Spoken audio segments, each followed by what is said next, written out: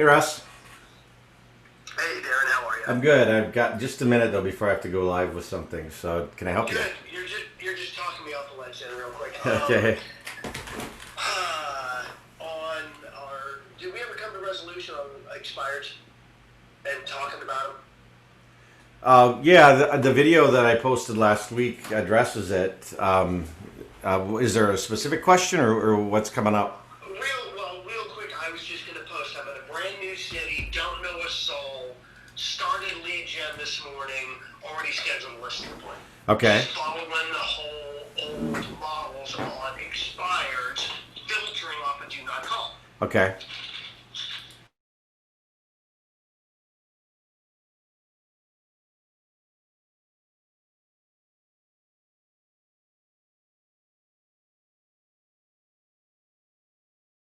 Jake about it. So, and the reason for that is not that it's not a way to build business, but we believe that far too many started. So, lesson 29. So, what we've covered so far. And I'm just going to go back the last week or so because they all kind of tie together over the last 6 days. We talked about I do not know what anything is for. That's how we ended last week, right? So that's where we went into the weekend with that lesson. Then Monday we talked about my attack thoughts are attacking my invulnerability and the idea that when those occur, they are not allowing me to be really my best self, if you will, because they are undermining my vulnerability, which is actually making me more defensive. On Tuesday, then we talked about above all else, I want to see. And we started talking about true vision on Tuesday, and we did a little bit more with that yesterday. That with lesson number 28. So, and that was above all else, I want to see things how, and it was differently. I want to see things differently. Oops, let me put that on the screen for you. I realized I didn't have that there. I want to see things differently. So, how'd you do with the lesson yesterday? How did that occur for you, and what did you notice? Did anyone have anything they'd like to share about that this morning? Kind of a weird sensation. So, in what way, Lynn Marie?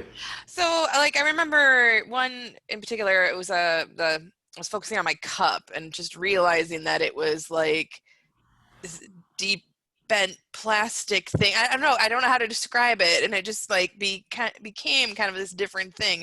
And it was just kind of an odd sensation. It was kind of.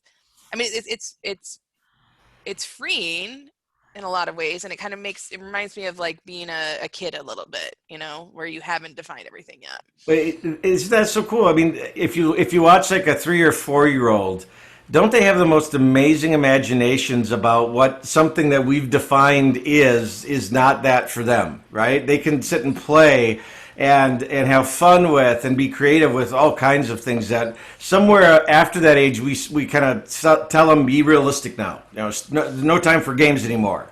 And so that's a piece of it. Now, can you recall the last time you did something like that where you stopped and you studied and like just kind of thought about an object or something that you could see? That ever happened? Most of us would say we probably can't recall, right? And yet, what did it do when you did that? I mean, because we asked, the lesson was fairly specific about, take at least a minute to do that and then just be, at least a minimum of a minute, just be that, seeing it differently. So, did anything occur as you looked at it from that respect?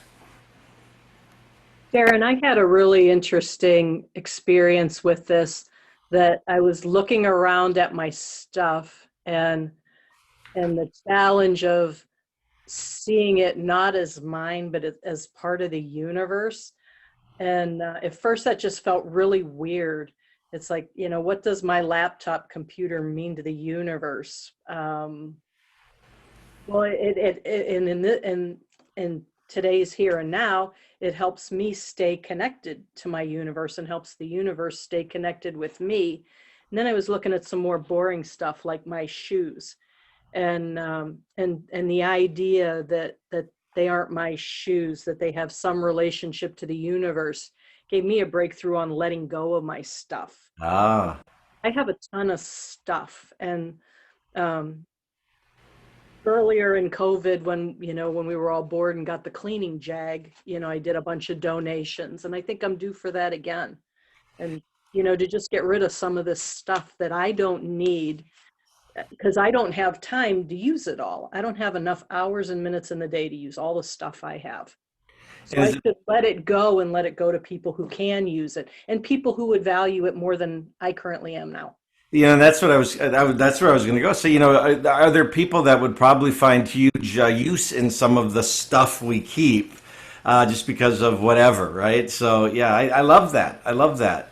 And, here's what's interesting. So you said you're boring shoes. Why are your shoes boring? Oh, did I say boring? Okay, I don't know.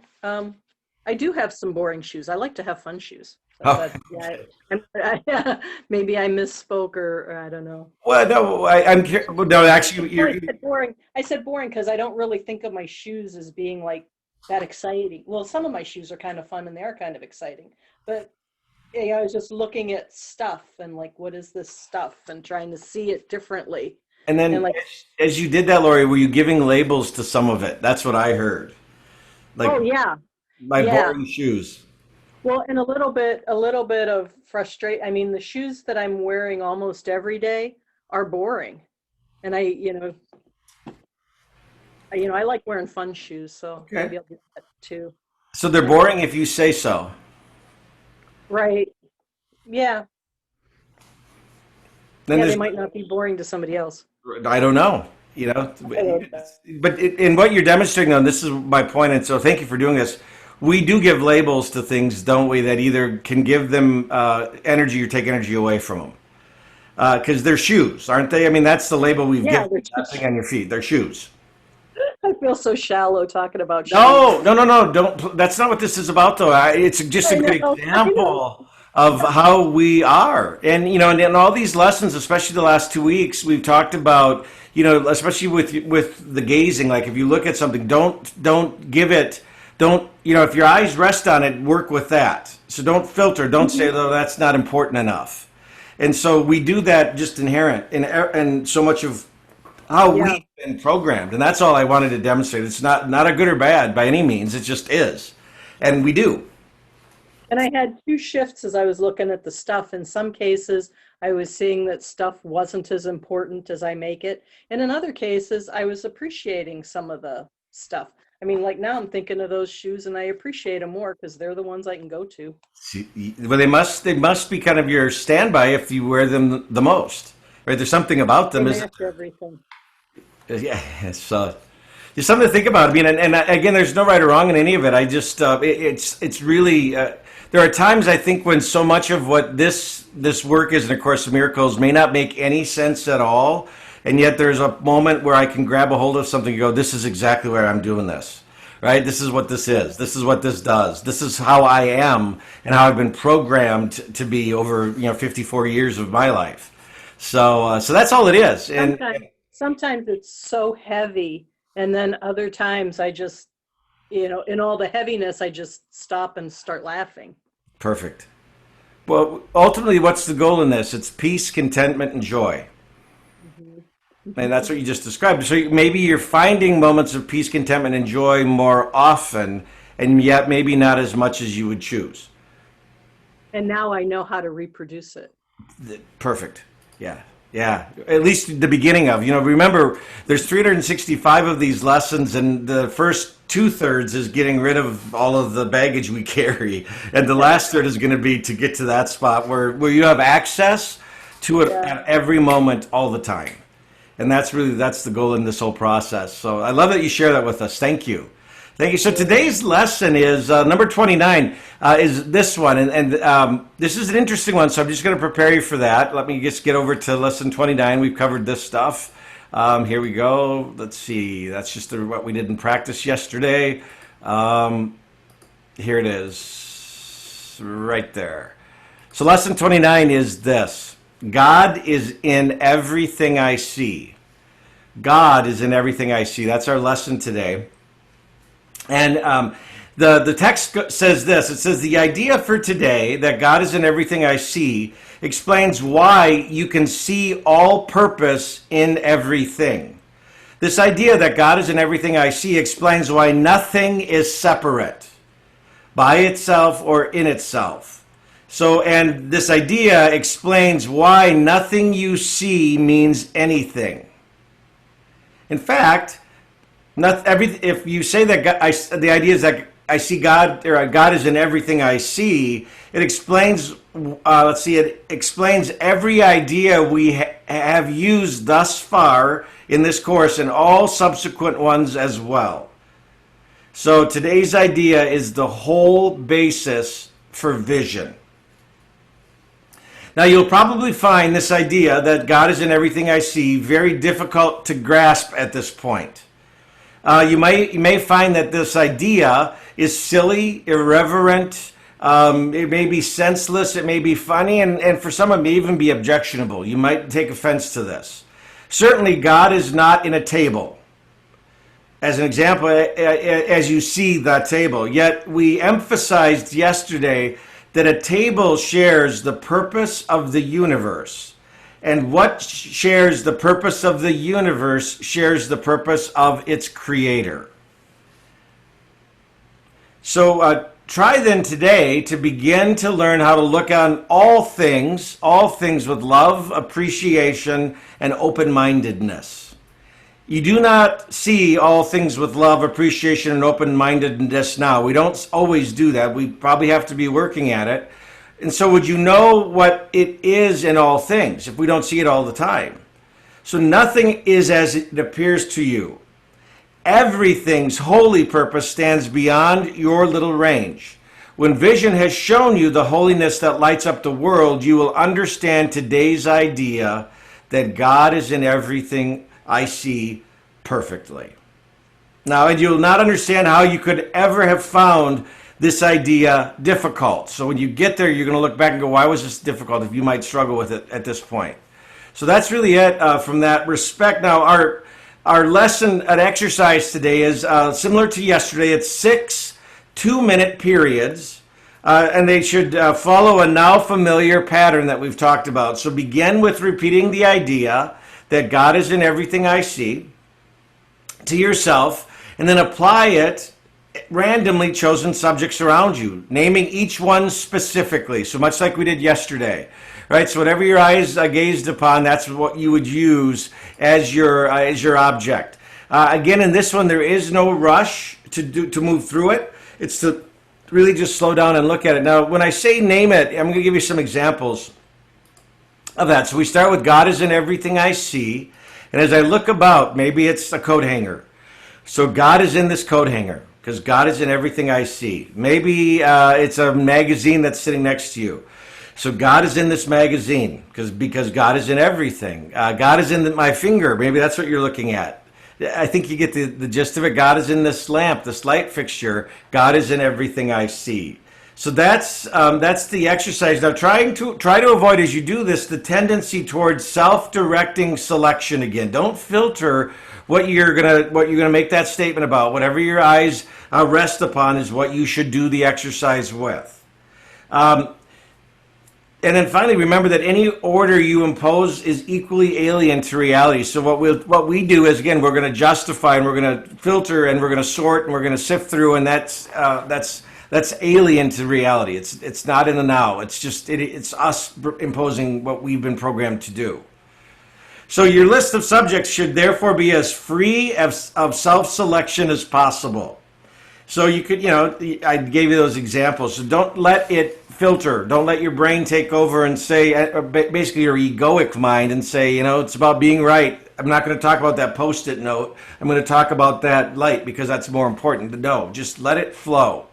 Let it flow. Now, in addition to the assigned practice periods, repeat the idea that God is in everything I see for today at least once an hour, looking slowly about you as you do this unhurriedly, like we did yesterday, to yourself. At least once or twice you should experience a sense of restfulness as you do this. So that's where that idea of peace might start to show up as you do this exercise. So that's what I'm going to just encourage you to do. Now, you may what I've done is I set an alarm on my phone. So every hour there's a reminder of that. And what I put right in the reminder is the lesson. God is in everything I see would be my reminder for today. So every hour that's going to go off. It's going to give me I could hit snooze for 9 minutes, I suppose, if I'm in the middle of something, and then I'll do the lesson. So that may be a way to make sure that you can manage it. Now let's talk about what this is all about.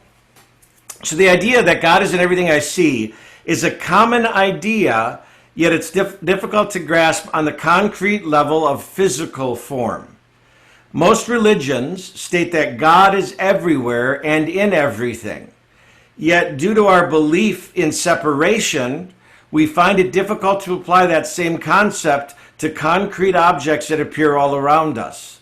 Certainly, this lesson is asking us to look beyond the world of physical form and search for a deeper meaning or essence. This idea may also be a frightening one. If God is in everything I see, and what I see is a warring planet, is it safe to assume then that God must be a God of war and not a God of peace and love?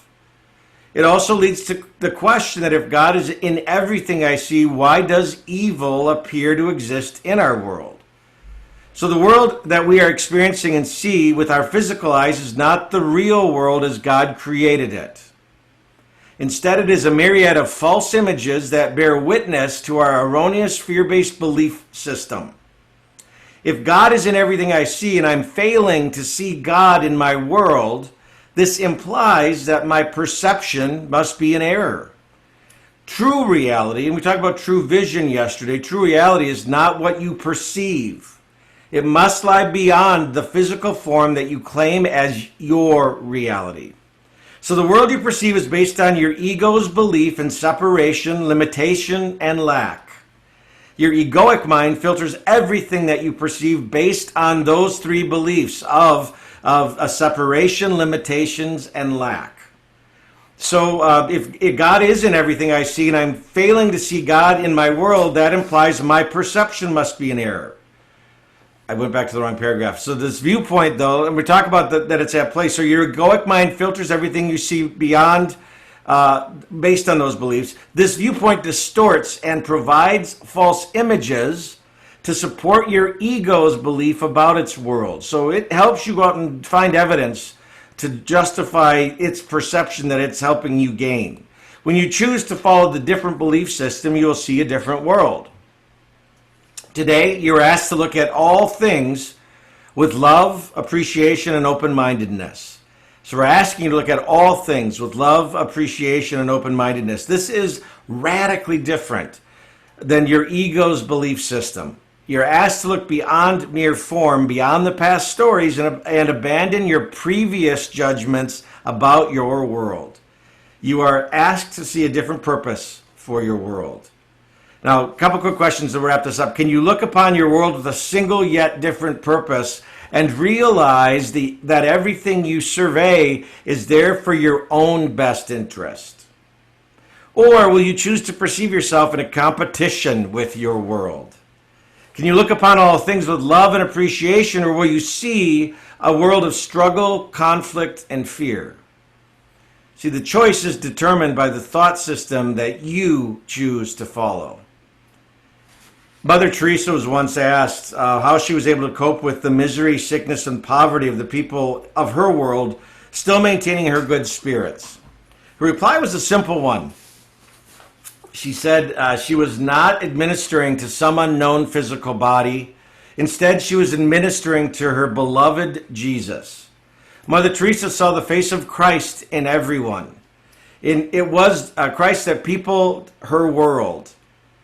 Others saw the sick, the helpless, and infirmed, while Mother Teresa chose to see God in everything. I think that's just such a powerful way to kind of wrap the laying out of this lesson today. So with that, I'm just going to ask if there's any thoughts, comments, or questions about today's exercise. Oh my gosh, Darren, that really hit home. That will help me be mindful of how I treat others. Because, I mean, I am a Christian. I know that God so loved the world that he gave his only begotten son, and if we look at others, if we see the Jesus in them, then we will be mindful of how we treat them. Absolutely. Because it's like, that's Jesus, Yes. So I'm loving that. I'm going to take that positivity throughout my day, and I'm beginning the new school year. I have to turn myself in next week to Madison School District. So this is perfect. This is perfect. Oh, God. And it's just so, in the climate that we're in, it's just so much going on, and I'm still highly focused on my business, you know. So I'm excited. Thank you for that. No, you're welcome. You're in the right place. So thanks for being here. So, and I look forward to hearing what happens tomorrow when we're back together. So, any other comments or statements or thoughts? Karen, there was something you said kind of towards the beginning, and it started with everything's purpose. Can you repeat that? Oh, now you're going to test me. Yes. Was it in the very beginning of the lesson itself today? Yeah. Okay. Was everything's purpose. Say that again for me. Everything's purpose. Okay. Oh my gosh. You know, oh, I'm looking at my notes. I got to go back further. So this is in the text of the lesson. Well, I had written purpose, but here's the sentence I have it in. Explains why you see all purpose in everything you see. I might have written that wrong because it doesn't sound quite right. was there had I talked about that it's to look at everything with love, appreciation, and open-mindedness right before that? Yes. And Okay. then you said what shares the purpose of the universe shares the purpose of its creator. I think it was right after that. Yep. So it says, let's see, I'll read, and this is right out of the text for the lesson. It says, try then today to begin to learn how to look at all things with love, appreciation, and open-mindedness. You do not see all things with love, appreciation, and open-mindedness now. So it's just, we recognize that. Would you know what is in all things? Nothing is as it appears to you. Everything's holy purpose stands beyond your little range. When vision has shown you the holiness that lights up the world, you'll understand today's idea that God is in everything I see perfectly. And you will not understand how you could ever have found this idea that God is in everything I see difficult. I don't know that I hit that though, because I thought that, oh, yes. That was it. Yep. Okay, because that was right at the end of the paragraph before. It says, let's see, certainly God is not in the table, right? When we say God is in everything we see, as you see the table, yet we emphasized yesterday that a table shares the purpose of the universe, and what shares the purpose of the universe shares the purpose of its creator. Yeah, so it's Naki, what you were saying too. It's like where we ended this, we talked about how Mother Teresa, how she saw in everybody Jesus. That was, God is in everything if we choose to see it like that. So it's such a cool lesson today. So let's go out and be awesome, guys. We'll see you in some of the meetings. Hopefully today we got some great programming scheduled for all of you, and then maybe we'll be back tomorrow morning for lesson number 30. So have a great day, everyone. We'll see you in and about this Zoom world, I guess. Have a great day. Thank you.